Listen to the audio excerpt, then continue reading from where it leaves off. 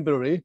Kimberly is the Director of Engagement of CIDQ, Council for Interior Design Qualification. She works for the number of the stakeholders, including students, educators, members, boards, and association chapters. And Kimberly worked as before as an energy consulting firm in Ohio.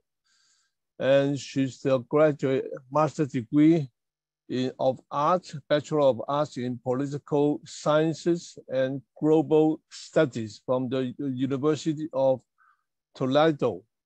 So today, Kimberly will have a webinar to talk about the NCIDQ exam. So welcome, Kimberly. Thanks, Peter, and I really appreciate the ASID New York Upstate Canada East chapter, another mouthful, for helping to coordinate tonight's event. I know we have a nice small group live here tonight, but hopefully you'll find the info session here still to be very informative. We're just getting started, so if you just joined us, welcome in to learn a little bit about the NCIDQ exam. Again, my name is Kimberly Woods, and I am the Director of Engagement here at CIDQ, which is the organization that administers the NCIDQ exam. For those of you who are joining us live this evening, feel free to type any questions you have in the chat box. I have it open on my other screen, so I'll be keeping an eye on any questions that are coming in. Otherwise, you are also welcome to contact me directly using the details on the screen with any questions that you might have afterwards. I also want to preface this by stating that the information that I am sharing today is specific for qualifying for the NCIDQ exam and may or may not be the same as your specific jurisdiction requirement. So want to make sure I make that disclosure just because we are covering 2 different countries and different provinces and different states in tonight's discussion. So with that, we'll go ahead and get started here and highlight a few reasons as to why NCIDQ certification is important. So first off, it is the industry standard. So our exam is the exam that is used to determine an individual's competency to practice interior design. Beyond that, it's also a great way to serve as a differentiator, especially if you end up practicing in an unregulated jurisdiction.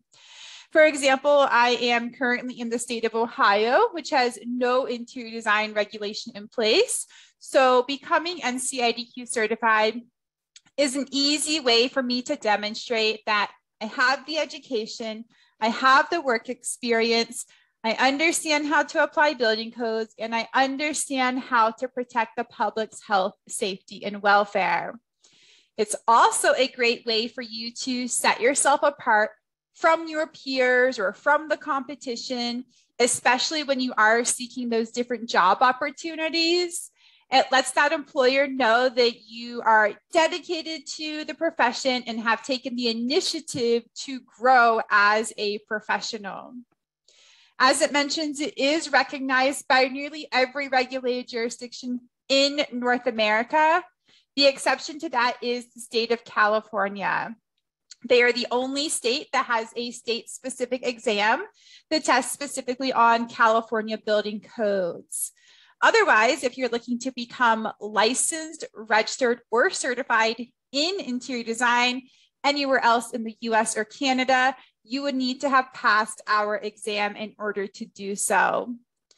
We were talking about this earlier, but you can also see here some quotes about a potential increase in your salary that you may see as a result of becoming NCIDQ certified.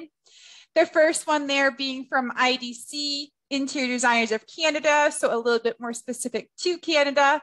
The bottom 2 from ASID and IIDA, the 2 associations here in the US, so perhaps a little bit more specific to the US, but in all cases, you can see that many individuals do get a bump in their salary or a bonus as a result of passing the exams, and definitely a common theme that we hear time and time again. So a potential benefit you might see on the back end as well. In terms of what we're going to cover today, it will be a lot of information. Hopefully we'll still finish here at 6 o'clock, so we'll breeze on through this. If you all are interested in learning more at any time, just make sure you head over to our website at CIDQ.org. It is always the most up-to-date source of information when it comes to the exam. So to highlight a few recent announcements for this year, the top one there, our candidate handbook, is a great reference for those of you who have not yet gotten started on the exam process. It is a free interactive PDF handbook that you can download and access from our website at any time, and really walks through everything you're going to need to know from start to finish to becoming NCIDQ certified. So everything from becoming eligible, taking the exams, how they're scored, maintaining your certification, all of it, again, is covered in that handbook. So a great reference point for you all now and in the future as you get started on your certification journey. The other big announcement is the introduction of remote proctoring for 2 of our exam sections starting here in April. So traditionally, you would need to physically travel to a Prometric test center in order to take the exams. And that option will still exist and will still be required for the practicum exam section. But starting here in April, going forward, you will also be able to take the IDFX and the IDPX, the 2 multiple choice exams, at your home or office computer via remote proctoring. So that will make the exams a lot more accessible in terms of you not having to physically travel to a test center. You'll be able to test in an environment that you are comfortable and familiar with. And you'll also be able to test anytime you'd like, day or night, as there are many more appointment options with that remote proctoring.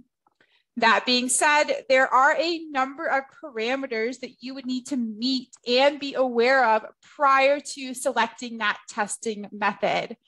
For example, you need to have a clean desk space, a quiet, distraction-free walled room with a door. You need to have certain internet speed and a webcam that would be turned on for the duration of the appointment, as well as a few other things. All of that is detailed on a frequently asked questions document on our website. So if that is a method you are interested in testing in the future, please do take some time to read through that document to make sure that that testing method will work for you, the environment that you have available, as well as the computer and system that you will be using to test on. So you've heard me mention some of these already, but the exam itself is made up of 3 separate exam sections: the IDFX, the IDPX, and the practicum. And you do need to take and pass all 3 in order to become NCIDQ certified. This first exam section, the IDFX, tests specifically on book knowledge, or what one would have learned in school. And you are eligible to take that first exam during the final year of your bachelor's or master's degree interior design program, or any time after you graduate. You don't need to have any work experience for that first exam section. And if possible, we do encourage you to try to take that exam sooner rather than later, because as a student or recent graduate, the information might be a little bit fresher on your mind and perhaps a little bit easier for you to recall. You're already sort of in that studying, test-taking mindset. And again, it can be another way for you to differentiate yourself from the competition, especially when you're seeking those initial job opportunities. The other 2 exam sections, the IDPX and the practicum, require a minimum of 2 years of work experience. And those 2 exams are testing on what you are learning through professional practice in the working world. You can see that the first 2 sections are pretty straightforward, being all multiple choice questions. The practicum, on the other hand, does have some different question types, and we do have a demo video on our website that you would definitely want to take a look at prior to taking that third exam section. I've also included some pass rate statistics on this slide. We also post this information on our website, and it is really important to know that in addition to your education and work experience, you definitely need to put in the time and effort to prepare for the exams in order to be successful in passing them. So focusing on the practicum for just a minute, again, this is that third exam section. It has those different question types, a different exam platform. As I mentioned, we have this demo video on the practicum page of our website, as well as our YouTube channel. And if you take a look at the video, you will see a demonstration of each of the question types on the practicum exam. And you also get a better understanding as to how the information is displayed on the exam and ultimately how you will navigate through the exam platform come test day. As it mentions, there is no drawing involved and you don't need to have any specific software knowledge. So no CAD, Revit, SketchUp, Rhino, Adobe programs, anything like that. Essentially, if you were able to use a mouse and navigate on a computer screen, you can be successful in navigating the practicum exam. As it mentions, this exam section does include 3 case studies, a small commercial, large commercial, and residential. For all 3 exams, time management is really critical, but particularly for the practicum. I always recommend going in with a game plan when it comes to these case studies. For example, maybe you knew that small commercial was a weaker area for you. You could go in planning to spend 2 hours on small commercial, 1 hour on large commercial, and 1 hour on residential. Maybe when you got in the appointment, not quite how things would go, but you don't want to be 3.5 hours in and still working on that first case study. So again, for all 3 sections, make sure you're keeping your eye on the clock and that you are managing that time wisely. When it comes to qualifying for the exam, we do require a combination of education and work experience. As it mentions up here at the very top, we do require a minimum of 60 semester or 90 quarter credits of interior design coursework that includes a certificate, degree, or diploma. If for some reason you do not meet that qualification, we do have an alternative pathway, which is available on the paths page of our website.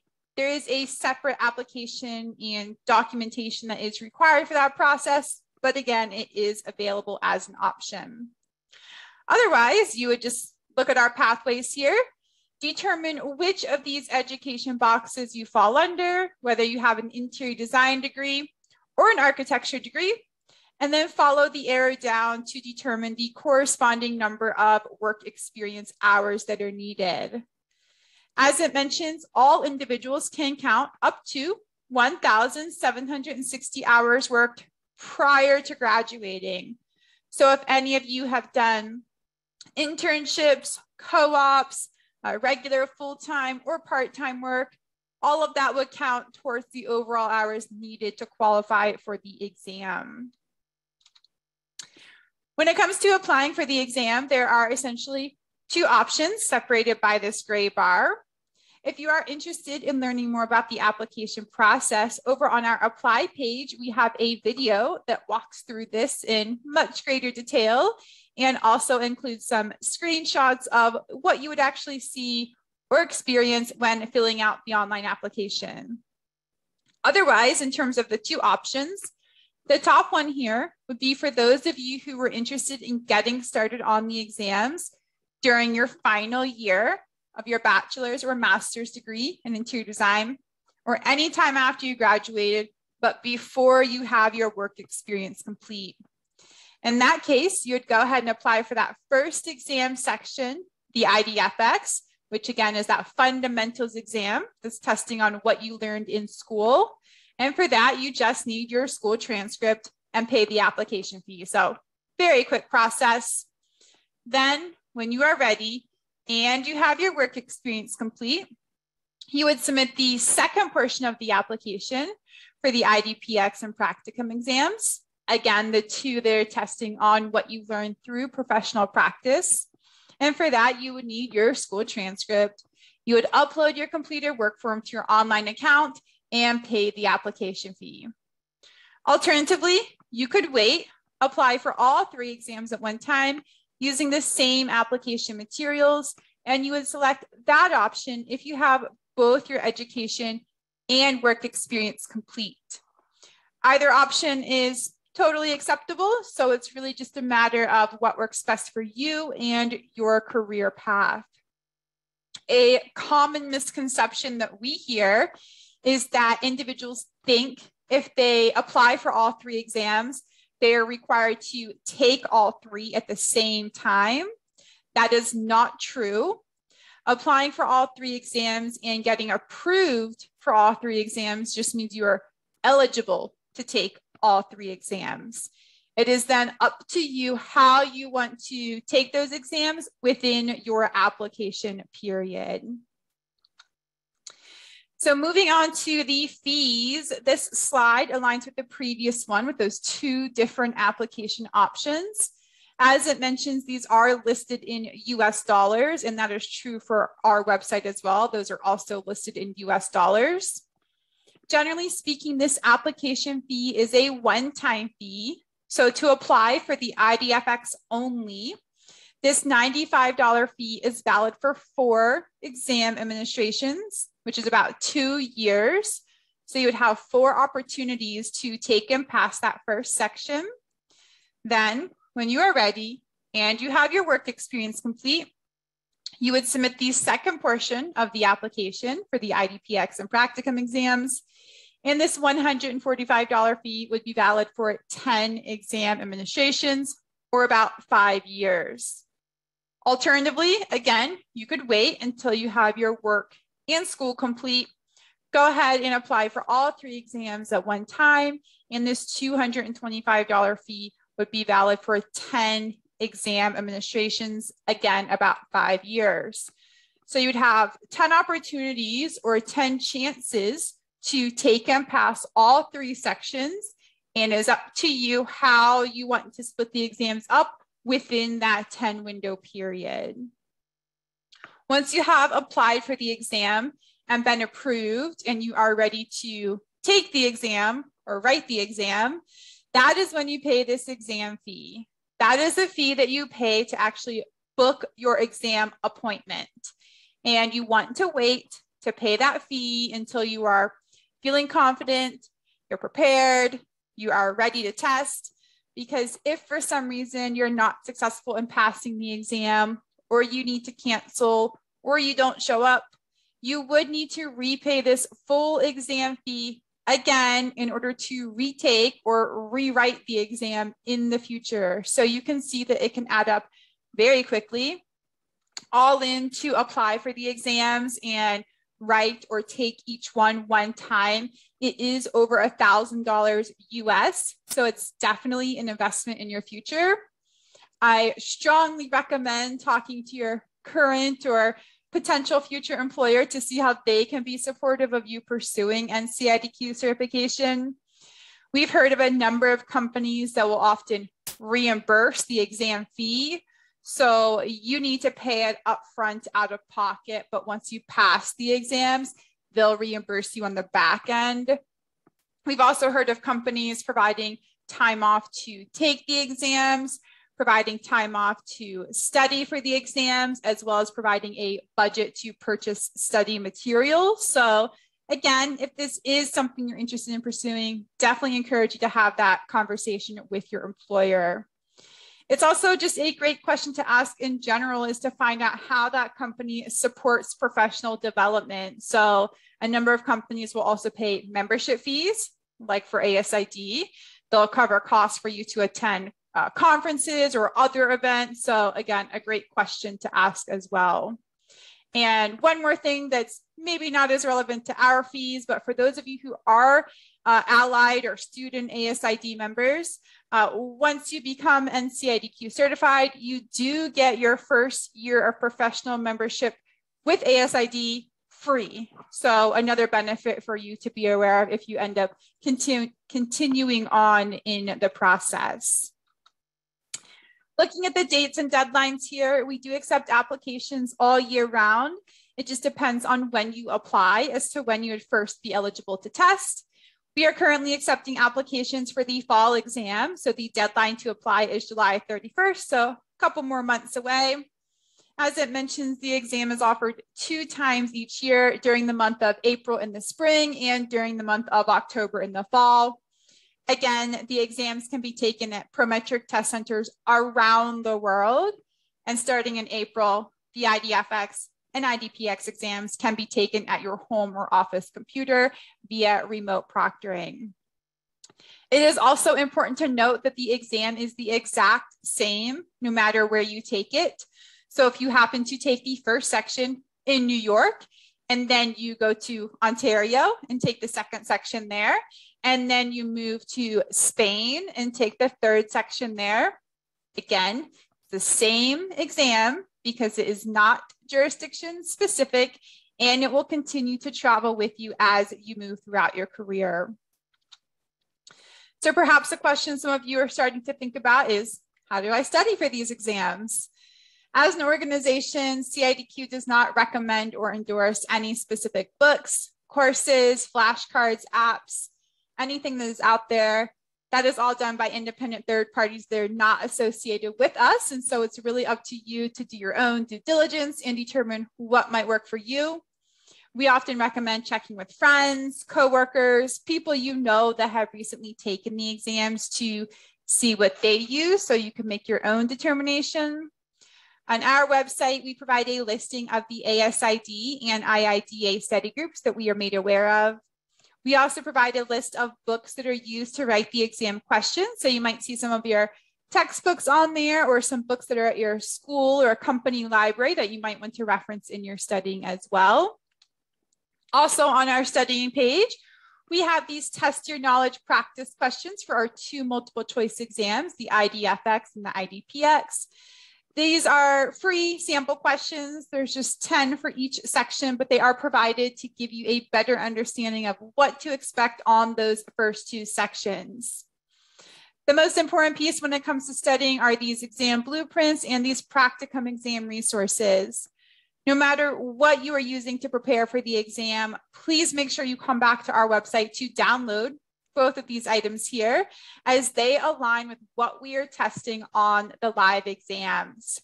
So starting up here with the blueprints, as it mentions, these are the content outlines for each of the exam sections. So they are detailing the content areas we are testing on each section.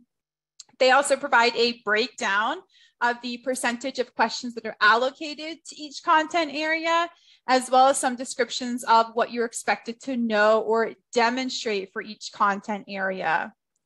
Specifically for the practicum, you can see here we have this case study standards document, which has some additional details about what each of those 3 case studies on the practicum exam cover.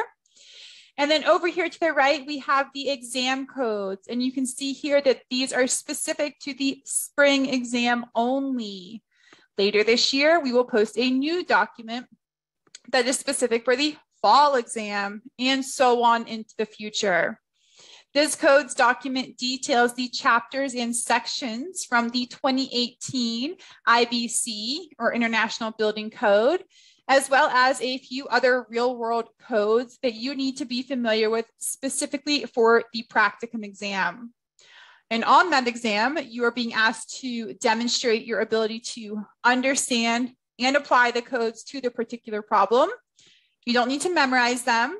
They are one of the resources you can access on the computer screen itself. You cannot have a paper or printed copy with you. So again, that is why you want to be familiar with them, so you aren't spending too much time during the actual exam appointment navigating through that codes document. Again, always make sure you come back to our website to download those current study resources that align with what we are testing on the actual exams. When it comes to scoring the exams, all 3 sections are scored on a scale from 200 to 800, with 500 being the passing point. For the 2 multiple choice exam sections, the IDFX and the IDPX, you get a preliminary score report about an hour after you complete your appointment, which looks pretty much like what you're seeing on the screen right here. This is from a real individual. I have just removed their personal details. And this is nearly identical to what your final and official score report will look like. This is as much detail or as much feedback as we are able to provide you on your exam performance. So if for some reason you are not successful in passing the exam, you would want to reference the score report, find the areas that you performed the weakest in, noted by the bubble being further to the left, and then focus your studying efforts on those areas going forward. Last couple slides here. So regulation when it comes to interior design varies greatly across the US and Canada. You can see all the colors here on our regulation map. In most cases, it is a voluntary step if you're looking to use a particular title like registered interior designer, RID, certified interior designer, CID, or less common, licensed interior designer, LID. Even when it is voluntary, it is something that we strongly encourage you to do to help elevate and advocate for the profession. You can see here I've included links for both New York and Ontario, which is done through ARIDO. This was why I had the disclaimer at the beginning, because again, our requirements differ, in this case, both from the state of New York and from the province of Ontario. They each have their own specific requirements once you become NCIDQ certified to take that next step to become a certified interior designer in New York and a registered interior designer in the province of Ontario. In some cases, it's required that you be licensed, registered, or certified in order to call yourself an interior designer, period, or to practice interior design, or perhaps you might get some additional privileges like the ability to stamp and seal your own drawings. So it's really important as you all move throughout your careers and practice in different jurisdictions that you are checking with that particular jurisdiction to understand what you are and you're not permitted to do. And again, the laws vary from each jurisdiction. So what the law is in New York is not what it is in Ontario or another state or another province. So just keep that in mind. To tie everything back to the beginning as to why certification matters, at its core, it's opportunity. You have no idea where your career is going to take you, what type of company you might end up working for, what type of clients you might end up working with. Maybe you're thinking of starting your own company one day, getting involved in higher education, seeking a leadership position.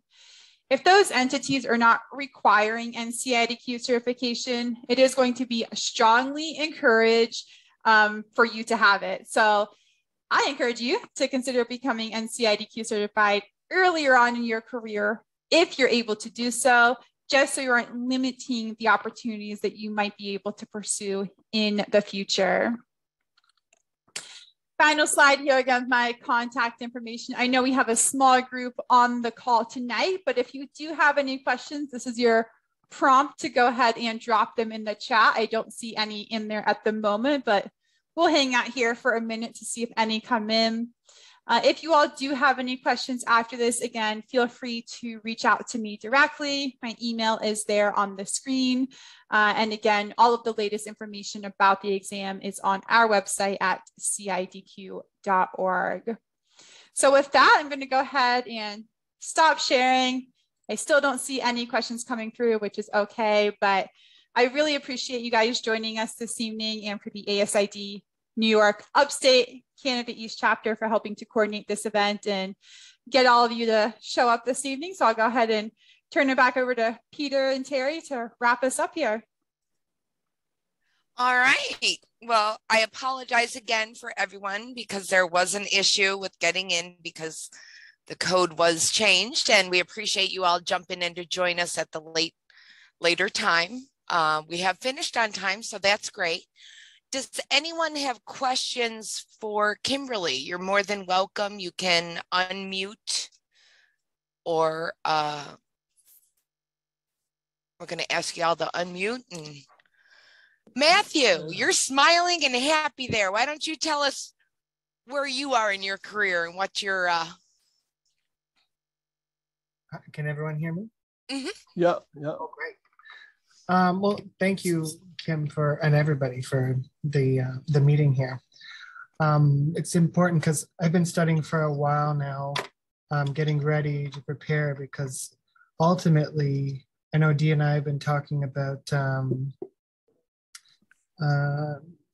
me potentially taking over her practice and something in the future. So yeah, I felt this was necessary because I've completed school and worked for several years, and it's time to do the next step. So that's what that is for me. Great, impressive, congratulations. Yeah. That's a big one. How about Alyssa or Jessica? Any questions from you guys? Anything you want to add? Anything we want to tell CIQ they need to do? What about me? One quick question. Peter, you can have one too. Yeah. What's the passing rate of NCIDQ? Is that difficult, high, low, or any idea? Passing rate? Yeah, so they're posted on our website, and it was one of the earlier slides that I shared. For last year, it was between 54 and 58% for all 3 sections of the exam. So again, it's not something you can decide today to take tomorrow kind of a thing. It is going to take some effort in preparing for the exam, even if you feel very knowledgeable and like an expert in your everyday practice. Again, it is meant to test your competency. So it shouldn't be an exam that's so easy that somebody like myself who has no interior design background can pass and ultimately go out and practice, but it's also not trying to prevent those of you, again, who do have the education and experience from being able to take that next step. Along with that, we typically hear that people spend a minimum of 2 to 3 months studying for the exams. I've heard of upward of a year. Obviously, that's very dependent on your own situation. And oftentimes it's several hours a week. Some are doing it 2 to 3 hours every single night. And so again, it is a little bit of a time commitment, but it's really important to look at those exam blueprints, sort of do your own self-assessment, like truly see which areas you are weak in, which areas you have no experience or knowledge in, so that when you are studying, you really are focusing in those areas, taking advantage of coworkers that you have, mentors that you have, people in your network that you can meet with that have that expertise and experience that you don't, to try to supplement those areas that you might not be as strong in. But it definitely is a tough exam. There are certainly, if 6 out of 10 pass it, 4 out of those 10 people don't pass it. So if you think about that side, and if for some reason you happen to not be successful in passing it, it's okay. It really is okay. I know in the moment it probably feels like, oh my gosh, the world is ending. But again, that's another time where you can sort of do that assessment. Did I really dedicate the time? You can look at your score report, see the areas that you performed the weakest in. A lot of it comes down to like test taking strategy as well. So some people just aren't great at taking tests, and like that's just what it is. And so sort of the time management piece I mentioned. Something else I did not mention was for all 3 sections, you have the ability to flag questions for review.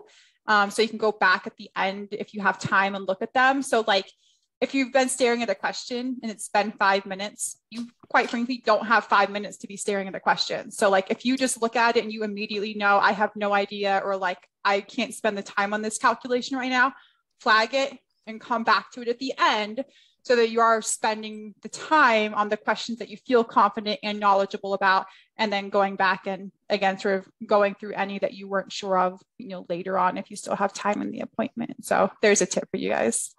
Great, thank you. And don't forget, guys, if you want it, your ASID chapter is here to support it. We can put together like a Zoom link study group or anything along those lines that you guys can work together to test each other's study.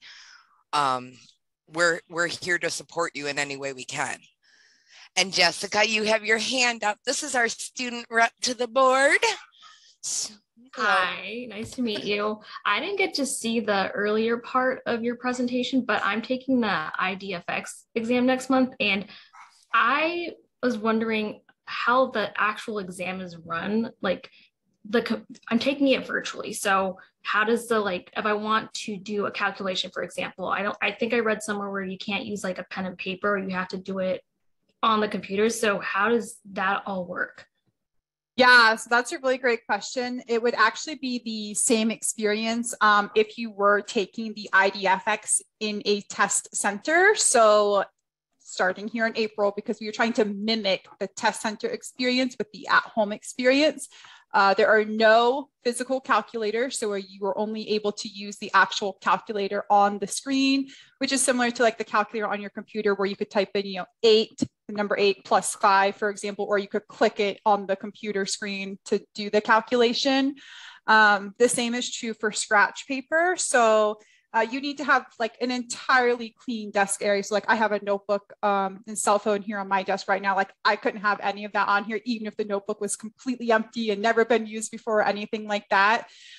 You wouldn't be able to have a pen next to you because who knows what you're jotting down. So even if you are in a test center, there will be a whiteboard feature on the actual computer screen that you will use as your scratch paper. So you could draw things, make a note. I think number 7 might be A, but double check, or whatever you want to write down, but everything will be done on the computer screen itself. And since you are doing that remote proctoring option, I know we've been sending out a few emails, but if you haven't already, just make sure that you look through that frequently asked questions document and you have your environment as set up as possible to prevent any issues on test day.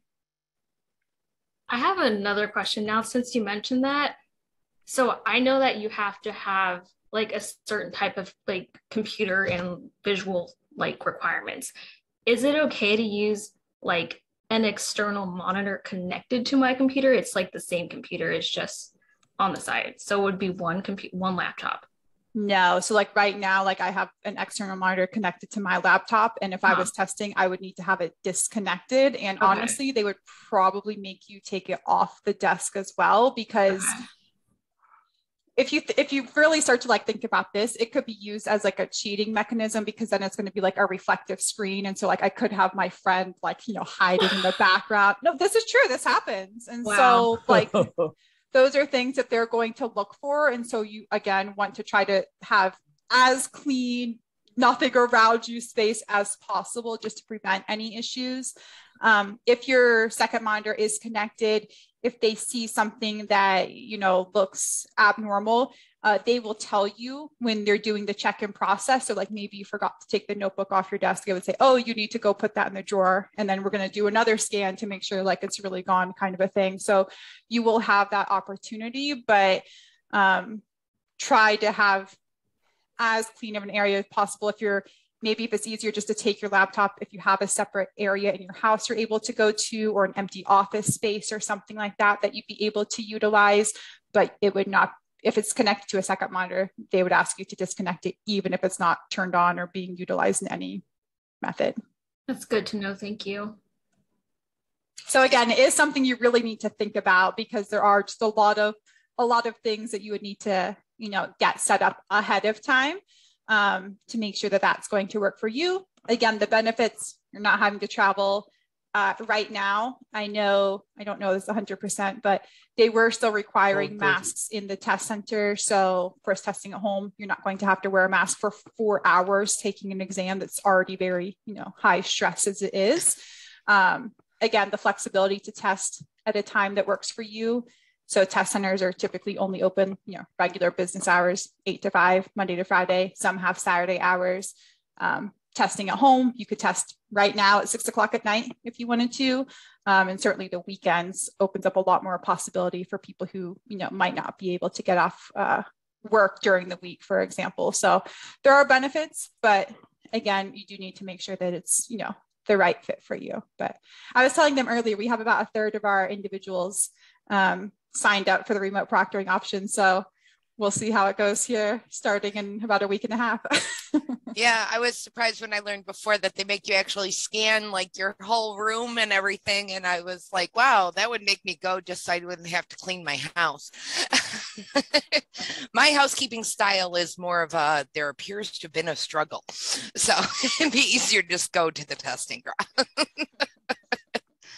So does anyone else have any other questions? We have our trap people. Let's get all our information.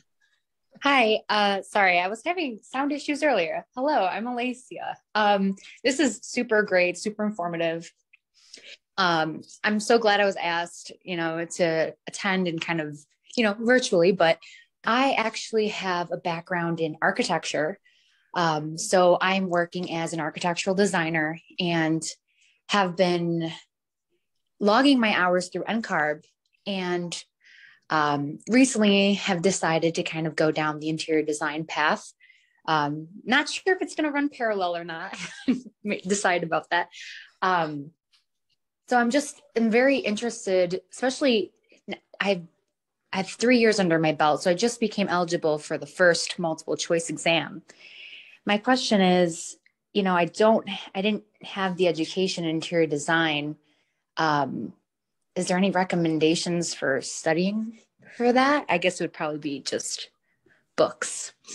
Oh, that's actually a really great question. I thought you were going in terms of like the eligibility path, so I was prepared to answer that. But in terms of studying, unfortunately, I cannot recommend that information. I'm sure there are plenty of chapter members that can share resources with you. And certainly if you do a quick Google search, you'll find a number of resources out there. But even for people who are practicing in interior design, like that's such a varied industry and people's experience is so different from one company to the next, from one industry to the next.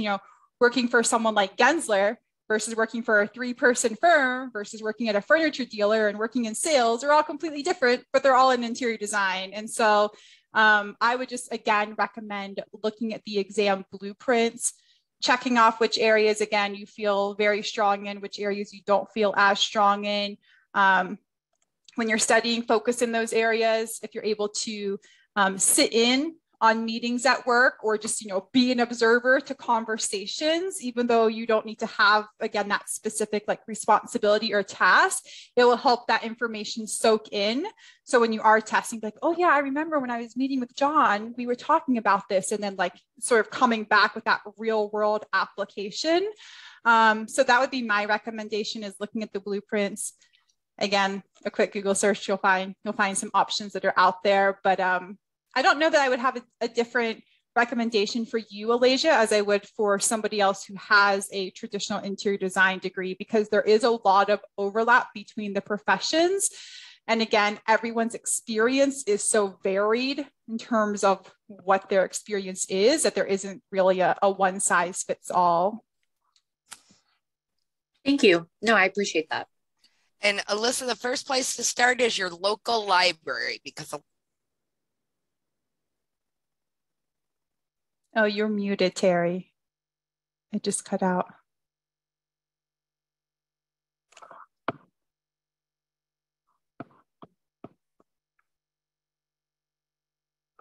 No. Can anybody else hear her? Or is it just no? Okay. No.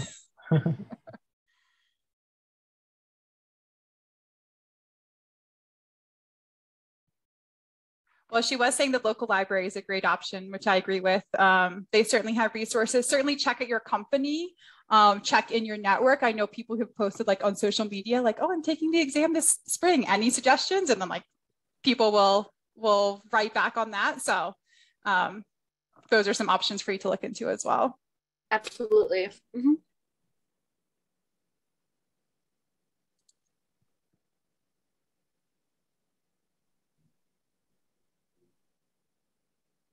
Okay, I think Terry is just muted for eternity now. Oh, you're back. Go. Oh, no. Maybe.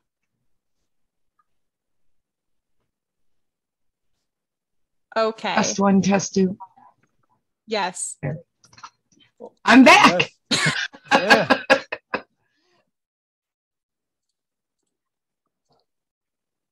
Sure. Oh, did she freeze again? Okay, well, I'll see. Again, so there's a small group. Any other questions? If not, we'll let you guys go since we're now past the hour here. Well, thank you. Thank you. Thank you, Kimberly, for your Thank valuable information. Yes, thank you very much.